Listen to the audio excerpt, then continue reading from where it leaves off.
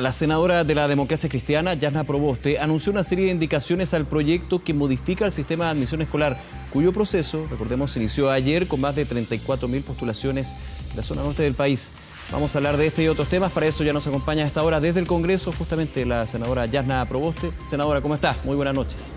Muy buenas noches, Nicolás. Gracias por este contacto.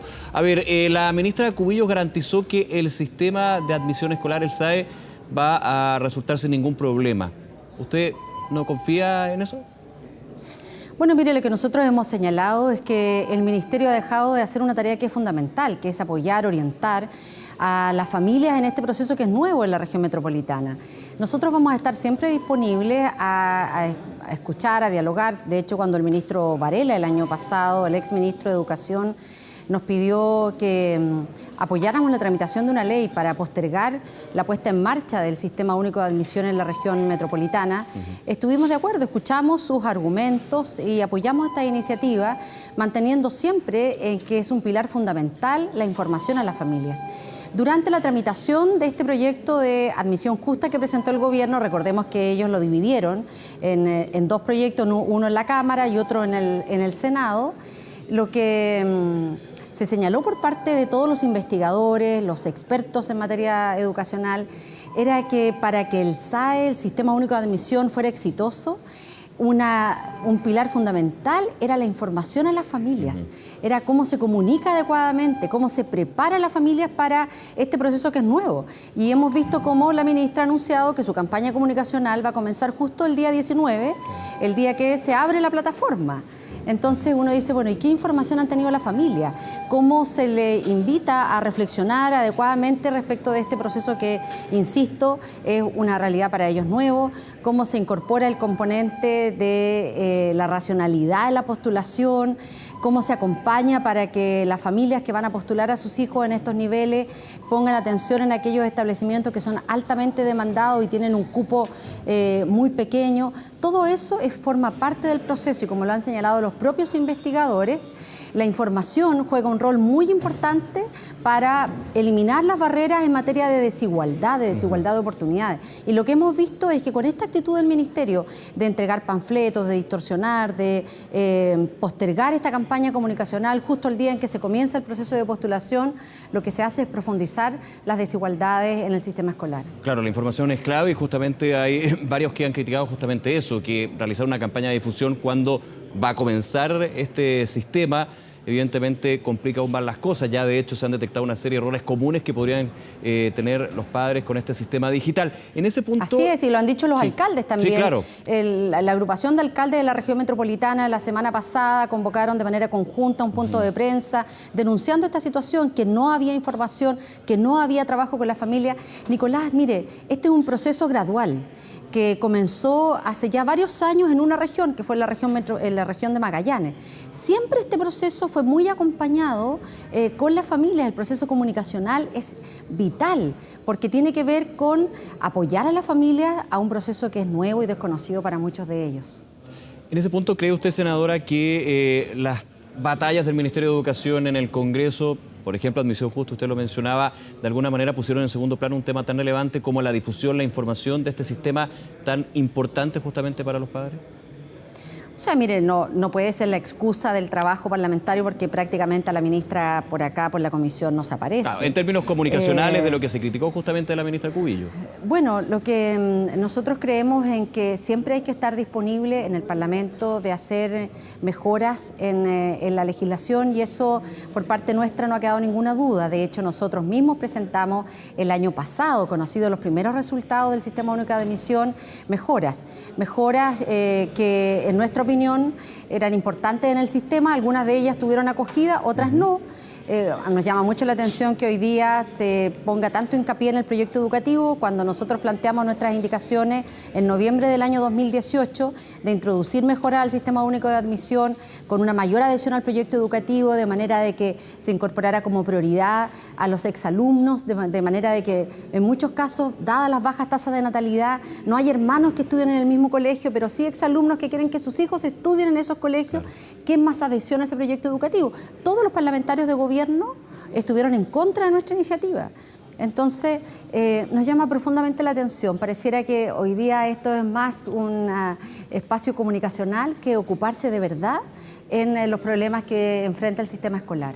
En esa misma línea y con la crítica justamente de que ha faltado difusión e información con respecto al SAE, ¿usted cree también, dentro de lo que ha sido todo este contexto en los últimos meses, que el gobierno de alguna manera se preocupó o se concentró más en terminar con esa caricatura, decía algunos, de la tómbola y hablar de un sistema que iba a solucionar todos los problemas en términos de el ingreso de los estudiantes?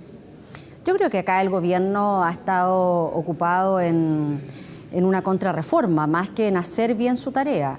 Y eso ha quedado en evidencia. No están presentes necesariamente acá en el Parlamento, tampoco en la comunidad informando adecuadamente. Nosotros quisiéramos en que el gobierno retomara una agenda en educación centrada en la calidad, centrada en la preocupación de nuestros niños y niñas. Este ha sido un tiempo perdido para la educación en general, no solo para la educación pública, que claramente se ha visto afectado.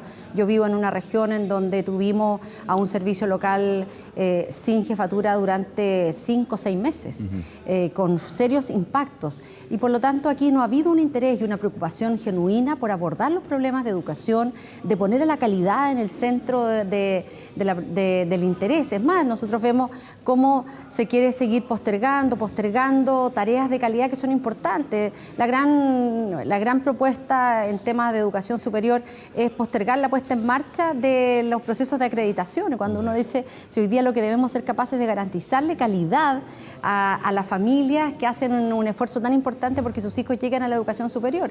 En una ley que aprobamos el año 2017, hoy día este gobierno, su preocupación central ha sido cómo se postergan.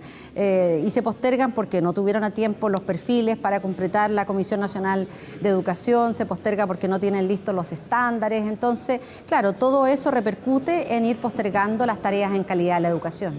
Sí. Senadora Proboste, quiero aprovechar estos minutos y esta conversación con Canal 24 Horas para llevarla a otro tema. El día de ayer, junto a parte de la bancada de senadores de la Democracia Cristiana, usted criticó la gestión, y la bancada por supuesto, criticó la gestión económica del gobierno en la actualidad y lanzó una frase recordando la que fue el bullado comentario del ministro de Hacienda, Felipe Larraín. Usted dijo, no basta con rezar para recuperarse económicamente, para solucionar los problemas de la economía.